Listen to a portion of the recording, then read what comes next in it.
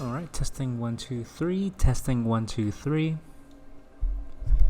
Alright, guys, so welcome to episode 2 of Sidewalk to Diamond. Here we're going to comment on a video that I played in Silver 3. Yeah, got up there. Nice. And this is a Nocturne game. So, let's just start it up.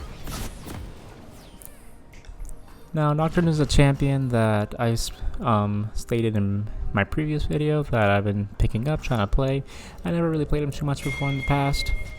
Didn't really get the hang of him too well, but recently I've been playing him, and he's been doing really good for me. And, you know, not just for me, but for other people as well. Since he's been playing in the LCS and the LCK. I've been watching some videos to catch up in the meta, and he seems to be doing pretty good. And he's also doing good and normal solo queue / ranked. So I decided to practice him and pick him up and try to learn how to play him correctly. Since a lot of games in Silver and Gold are just going to be skirmishes, it's good to play a character or a champion that can easily jump into fights, clean things up, engage for your teammates. Some higher level things that Nocturne can do is take vision away from people when you're doing objectives or when you're trying to hide information from the enemy team. His ultimate is really useful for that. Also, just in general, he's a great duelist. I run lethal tempo with him. Pretty good rune. I like the attack speed. It makes it so that no one can outduel you early game. And that's pretty much what you need, because early game is where you're the weakest, and then once you get level 6, you just want to be using that ultimate as soon as it's up out of cooldown. So here we're starting on our blue side. Gonna grab our blue buff. Move on to the Gromp. Things that I learned is to always make sure you're on your Q. I had no idea that Q actually gave you an attack damage bonus while you're sitting on it. So yeah, that's my B. And as soon as I learned that, my clears increased tenfold, because, you know, that's probably what it was intended to be used for, and to clear faster. But what I've noticed or learned from Nocturne in a few games that I played him is that you always want to go for as much full clear as possible. You rarely want to gank early. Your level 1 and 2 are trash. Level 3 is okay. But it's as you go up to those levels, as you increase your Q and your W, that you get that bonus attack speed, and you get that increased fear that you actually want to be out on the map and doing things. And your ultimate's pretty much just, you can call it cheese, but it's not really cheese, but let's just, for the sake of argument, let's just call it that. You're pretty much just having an insta-kill button on the map whenever someone is out of line, whenever someone's low, whenever someone's caught out, or when you're nearby and someone engages on your teammates. So you're gonna see me do that in this game, where my teammates are getting engaged on. I press R, I jump in, and they regret their life decisions. Playing against Nocturne is very difficult for low ELO players, and I would say people who are not as experienced, because you really don't think about that at any moment Nocturne can just jump out of anywhere and just kill you. You always assume he's like on some of the map, or you just don't even think about it whatsoever, because it's like, oh yeah, the jungler can't reach me here. I have my ward in the river, I have my ward in this brush. But Nocturne can obviously bypass that by just pressing R and just flying at you from past your ward and past your vision. So here I did my full clear. I noticed Vi. I know I can win this really easily. She's level 3, I'm level 4. I have lethal tempo, and my Fiora has prio, so this is just an easy kill. I flash in to guarantee the kill, and Darius is obviously our next victim, so you just easily 2v1 him, no problem, and I get an easy double kill. Yeah, Vi should definitely not have engaged me. She should have saw that I was a higher level. She clearly didn't know that I could easily win that. She does have Halo Blades, but that doesn't count for much when I can just use lethal tempo and out-duel her in a longer fight, which is clearly what was going to happen in that situation. Not to mention she was on my Q. The only thing that I could have done better there is use my W. I still have to learn how to use that better. I did play a lot of Sivir when I was playing back then. I was an ADC main, so I got really good at spell shielding, but I'm really rusty right now. Not to mention I'm melee range, not range champion like Sivir, so the reaction time that I need in order to pop it and be effective is a lot smaller. But I'm pretty sure I'll get better at that over time. So after that, I back. I had certain money. I could have grabbed the serrated Dirk, but I rather. Oh no, not Dirk. I go for Stridebreaker this game, and I try to go Stridebreaker every game because I see that Stridebreaker is really good. You get that huge slow, you get that health, you get that damage, and it's just really good for dueling and catching people out as Nocturne. So I always go Stridebreaker. But I didn't have enough money to get the battle axe, so I just decided to go a few items to help me sustain, some attack speed, some boots, a long sword to build into that axe. I don't really care about not having a semi-complete item because I'm already super ahead. I'm probably gonna have more items than she is. Now I have more sustain, I have that burn from corrupting potion, and I have more attack speed and movement speed, so I'm not worried whatsoever here. I'm farming here. I see that he's getting jumped on. I try to respond. She sees me, she backs up a little bit. Oh, and she had that warded. So I'm just gonna clear that up and make it my way to my top side. Looks like Darius is out of place. I'm probably gonna grab my Krugs here. Yeah, I probably should have just gone topside and gank instead. That would have been the better option, but I'm really trying to rush that level 6. I don't know how close to it I am right here. I think I'm decently close, but I'm not going to get it here. So yeah, if I wasn't going to get level 6 there, I definitely should have gone topside and gone and to help the Fiora out because they're just constantly dueling. I think I came here in case Katarina jumped on my Vel'Koz, but even if he did, she probably could get away from me. So here I'm making the right decision. I'm going to the top side. I see that he's engaging. Sadly, it was warded. So I'm just going to clear that ward up, exert some pressure. Obviously I don't know that Vi's there. I just assumed that she had her whole jungle cleared there. And I was right, because jungle pathing I guess is very obvious. Made the correct prediction. Vel'Koz is right there. I don't want to show myself to her. I'm hovering over to see what she decides to do. But I wasted time there. I should have just gone straight up to my blue side and get that farm. Which I eventually did.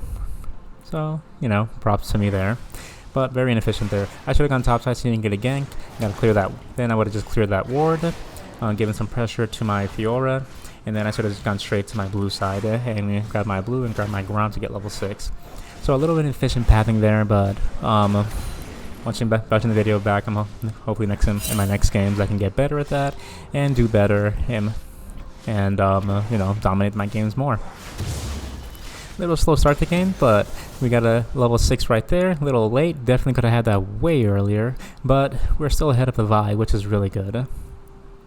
And now at this point I'm just waiting to use my R. Just gonna clear the camps mindlessly until I see an opportunity to use it. I see that bot lane is a little extended out, but they have it warded, so nothing there. Just gonna clear that wood for my teammates and go back to my jungle.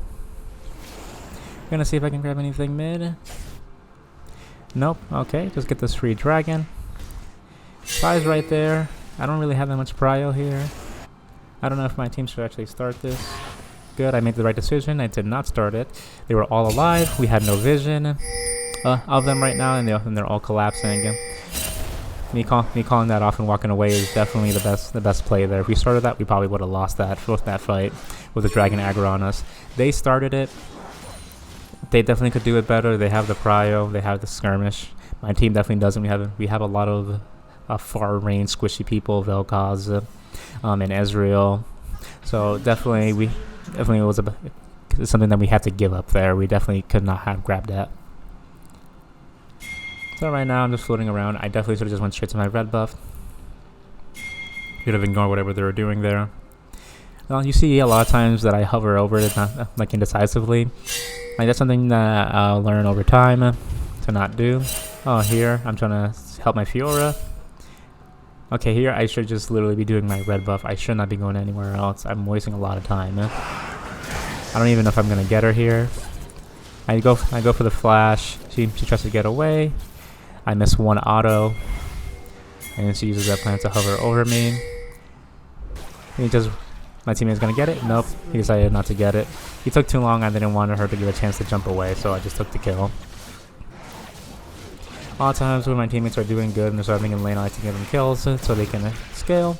But in that situation, it was just fine for me to take it because it seems he would have just got away or I got an opportunity. So translating immediately to Rift Herald, Katarina transitioned that play perfectly into another play. And this is us, and then we're snowballing. We got a kill, we got the Rift Herald, we got some prio mid now. Vaya's really behind, she can't. I'm level 7, she's level 6. What's the farm like? The farm is pretty even, she's keeping up there, but my kill participation in the game is 3 times hers, so, and she has a death, so that's even worse for her, and it was an early game death. So right now, I'm just way ahead of her. I'm having more map control, I'm having more influence around the map. Even with me like slowing down and being indecisive, I'm still making the right plays. I just definitely got to get better at not like floating around the map and just doing nothing. I got to be like, okay, no dragon. I don't care what the decision is. I have to leave and I have to be efficient. I have to get out of here. I can't just wait for something to happen. Here, I go in to see if I can help my Vel'Koz. He's about to die. Nothing I can do there. My Vel'Koz gets away, which is really good. Most Vel'Koz will probably die in that situation. So good on him for being able to stay alive. And here I'm finally taking my red buff. That should have been taken so long ago. And here I'm doing what every jungler should be doing in this situation. Avoiding her taking any plates. Grabbing the farm and the experience. That so it doesn't go to waste. Should have farmed that a little bit better, but that's fine. Make sure you always cover for your teammates so the towers are not taken early. You only gain things. You only gain when you go out and you help your teammates, whether it be covering their lanes, helping them back, pushing their waves. Here, I'm going to try to see if I can make a play on Darius. I have my ultimate. This Darius is very aggressive. He likes to fight. I think he's going to go. I predict that he will engage, and he did engage. He ended his life right there. And boom, easy kill. That's what I mean. He didn't. He fought that. He probably thought, oh, it wouldn't be a big deal of a punish. I'm just going to W her and slow her, and if I need to run away, I'll just run away. He didn't think for a second that I could be around. He had no vision of me. He never saw me on the map, so he decided just to engage. And this is why you never engage until you see the Nocturne once he's level 6, because he can just ruin any play you have just like that. Could he have won that fight? I don't know, but it doesn't matter at this point. Even if he could win that fight, he still shouldn't have taken it. Should have got some vision on me, should have waited till I'm visible, and then try to make a play on the Fiora. He just snowballed the death into losing his tower, into another hit with the Rift Herald. So now I opened up the top side of the map for myself and my teammates. Here I'm trying to see if there's anything available. We spot her with that ward right there. And me and Fiora get a nice invade right here. We kill the Vi super easy. Use my W way too late. Should use that first thing I should be using. Again, I'm really bad at doing that. So I just need to be in the habit of always Wing first, especially when something like Vi. And now she's dead. And now she has to reset. She's going to be on her bot side. I know she has no camps there. So now it's very obvious where she's going to be. And I can just make any decisions I want around that. So now I have, not only did I open the top side of the map, I have vision on the top side of the map. I know she's not going to be there. I know she's going to be here. So I can make any plays up here. Or if I need to, I can just counter any plays down here. Because I know she's going to have to make a play there instead. And this is the point of how the game gets predictable. The game starts unpredictable. You might know where the jungler starts. You might not know where the jungler starts. But now, now that I have basically controlled this side of the map, I know exactly where she is, and I made the game more predictable. Now I'm just farming up. And look at that, we know exactly where she is. She was bot side. My Vel'Koz spotted her. And now she's gonna try to engage there. Nice. Just trying to run away. Here I get really greedy. There's no reason for me to R here. I think I felt guilty and I tried to help the Vel'Koz, but I just ended up getting a shut onto Katarina. That was really bad. I should not have engaged that. And now this might translate into another kill for Katarina. Man, that's a snowball. It's a small snowball, but it's a snowball nonetheless. You don't want to give your enemy snowballs. You think your mistakes are isolated? They're almost never isolated. Oh, not a bad ultimate. That's not a bad fight there, bot. Ended in a stalemate. But yeah, you never want to give your enemies a chance to snowball because you don't know if that mistake was just going to be a simple mistake, and it usually never is. In that case, it was obvious, and in some cases, it might be less obvious. In that case, I died, so she got resets, and so she got another kill, so she got more gold. Here we're trying to chase her down. I don't think we should be chasing her down, honestly. There's no reason to. We get nothing out of it. Dragon's not up. Oh, Dragon is up. Okay, so there's not a bad reason to be there, but we obviously get surprise collapsed on. I missed my Q there. I should just run away. I should stop hovering here. This is where you don't want to be as Nocturne. You don't want to team fight as Nocturne, you know? Nocturne is not a team fighter. He's like Tryndamere. He's a split pusher assassin, basically. You always want to be in a position where you're catching people off guard, where you're 1v1ing. That's where Nocturne excels at. So here we just take the dragon, uncontested. Vi's too weak to do anything to me. We are the same level, but if she jumped in, she probably would have got ulted and died and CC'd by Vel'Koz. So that turned out well for us. Oh, are you gonna try to make a play here? Do I have? Use my ultimate right there. They're caught out. Get the fear right there, and just get out immediately. My team followed up beautifully. That's what I mean. Getting caught out, not respecting my ultimate. They really should have been in their tower. They knew exactly where I was. They knew that I was nearby. They knew I haven't used my ultimate in a while, so there's no reason why I wouldn't just jump on them right there. Ooh, here my team is overstaying. Fiora with a good TP. Let's see what she can do about that. Katarina getting a triple kill. Fiora doing good, trying to shut her down. I think she dies here too. There's no reason that she lives, I think. Yeah. So my team made a mistake there. They overstayed just like the enemy team did. So right here, I see that there's nothing anywhere else besides to get Rift Herald. The jungler's dead. Two of them are dead. I don't care about Darius Misfortune and not that they can respond to me. So I'm just gonna take the free objective and get Rift Herald right here. I could go bot and try to defend that tower, but I would probably just get kited and CC'd by Darius and Misfortune. Not to mention, I don't want to be in a team fight situation. I want to be in a situation where if someone shows up by themselves, I can kill them. And that's exactly where I am right now. And just getting some free farm right here, getting some vision and map control by getting this Scuttle Crab. I don't have any vision right here, but I am really not scared of anything right now. If Vi shows up, I'll just kill her. If Katarina shows up, I'm pretty sure I can just 1v1 her. Here, I just go in right there and save my Vel'Koz from Katarina. It's a little close. I flashed for no reason. I was scared of the dagger that something might happen. It was a panic flash, obviously. I shouldn't have done that. But that's what I mean. Katarina engaged on the Vel'Koz. She didn't know that I had ultimate. She didn't respect the fact that I might have ultimate or be nearby. And her play gets countered. And that's what you do as Nocturne. This is what I mentioned at the beginning of the video. You are there as a lack of a better word, cock blocker, be a cuck blocker to anything that the enemy team wants to do. Katarina wants to kill your Vel'Koz, you jump in and you kill him. Sadly, you can't save them twice. My Vel'Koz just died there, but you get the idea. She went in, she didn't respect that I could be nearby, and she died. So, lesson when it comes to facing Nocturne. You do not see him, and it's been more than a minute and a half. He has ultimate.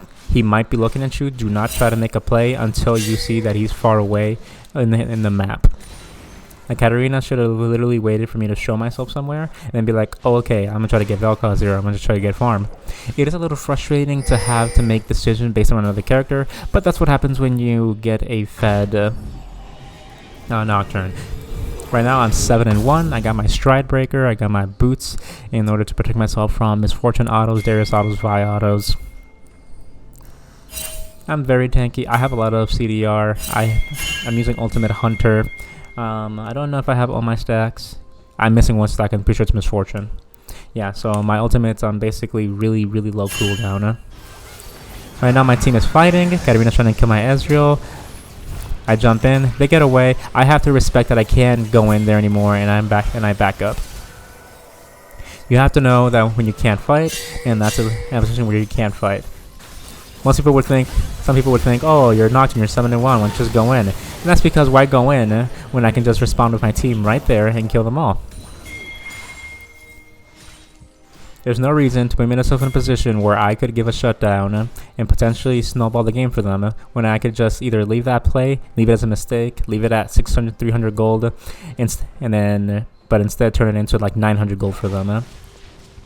Something important in League, people always say is, don't throw, don't die, don't do this, don't do that. But the basis of that is things are bad, yes, but don't make them worse. Things are already bad. Do not make them worse. You have the potential to make things worse. What a lot of people do is they think that they make things miserable. Things are miserable. You sometimes make things miserable, and then you make things hell. Don't make things hell. Just keep them miserable, and then you can get out of the misery. Here, my team tries to fight. We get away and make a play for the dragon. They're caught out. I make a play in there. I ult there. They did not expect that. Again, didn't expect my ultimate. Vi tries to get in on me. She definitely cannot 1v1 me here. And my team is there to support me and heal me.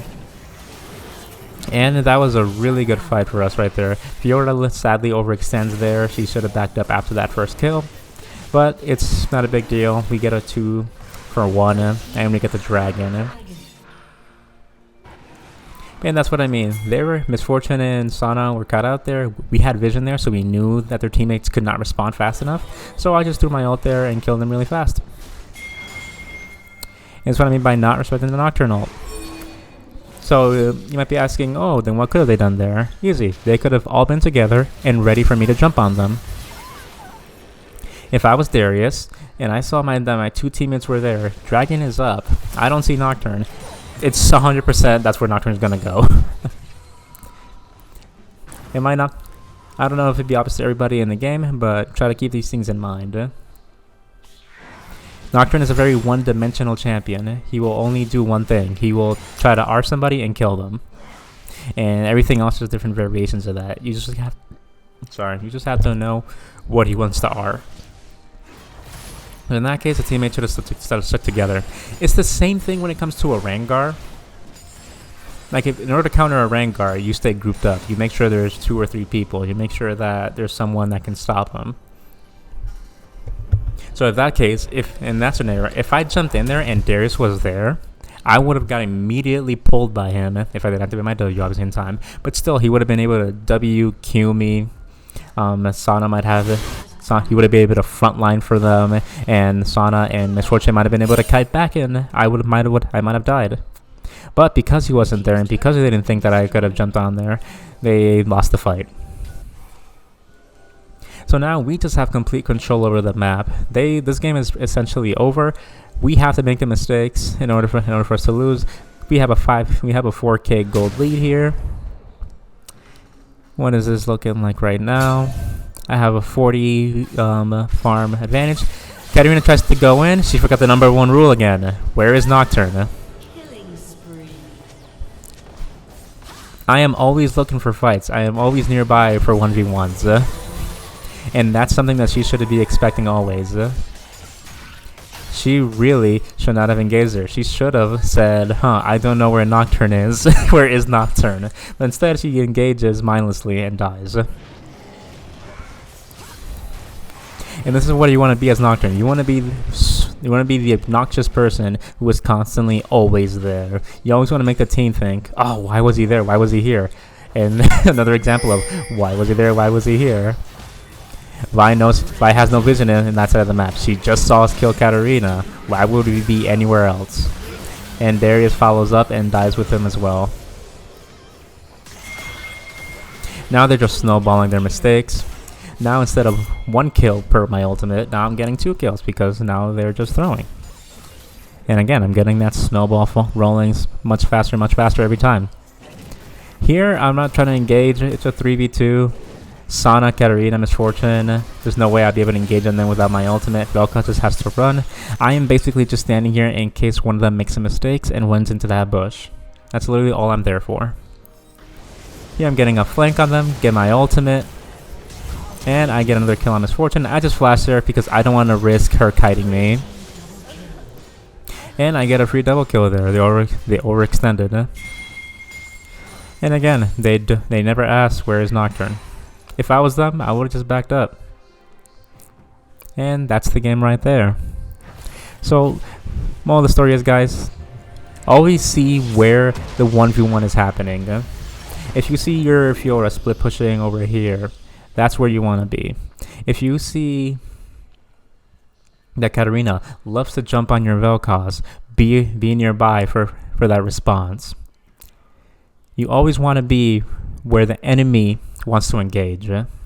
Like in the topside example, I know that Darius, I saw that Darius loves to fight and loves to engage. He didn't even have an advantage in lane, but he still tries to do it. So I'm going to take advantage of that. As soon as he does something, I'm going to go in and I'm going to strike. I think it was right. No, sorry. Let's see. Here we go. So right here, I know that Darius likes to fight. I see that Darius has been fighting the entire game, and most Dariuses like to engage. There's a rule of thumb with most characters that you could try to apply to everybody.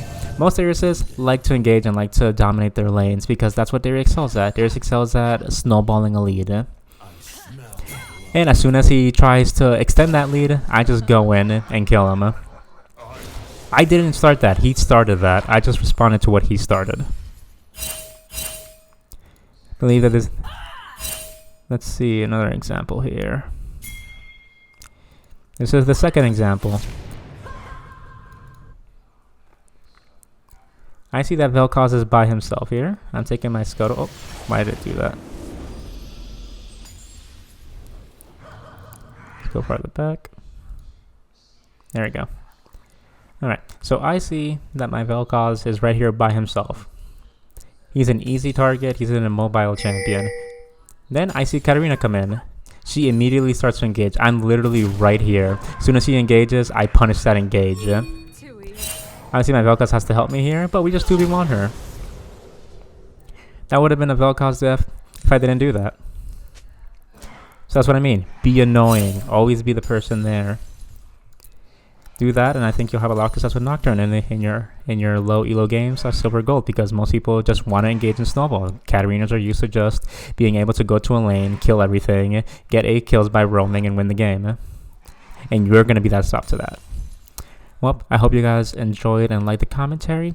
If you have any questions, please leave them in the comment section, and I'll be there to read them and respond to them. Hope you guys have a great day.